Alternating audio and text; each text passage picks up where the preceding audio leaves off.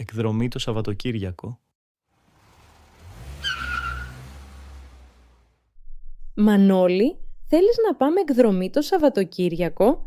Ναι, καλή ιδέα. Πού λες να πάμε? Να πάμε στην παραλία? Εντάξει, πώς θα πάμε, με το τρένο? Εγώ προτιμώ να πάμε με το αυτοκίνητο.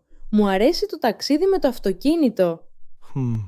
Εγώ προτιμώ το τρένο, είναι πιο γρήγορο. Με το αυτοκίνητο όμως είμαστε πιο άνετοι, γιατί σταματάμε όποτε θέλουμε. Ναι, αλλά με το αυτοκίνητο οδηγούμε και δεν μπορούμε να δούμε τη θέα. Το τρένο είναι πιο οικολογικό και δεν έχει κίνηση. Έχεις δίκαιο, πρέπει να προσέχουμε το περιβάλλον. Πάμε με το τρένο αυτή τη φορά. Τέλεια, θα είναι ωραία εκδρομή.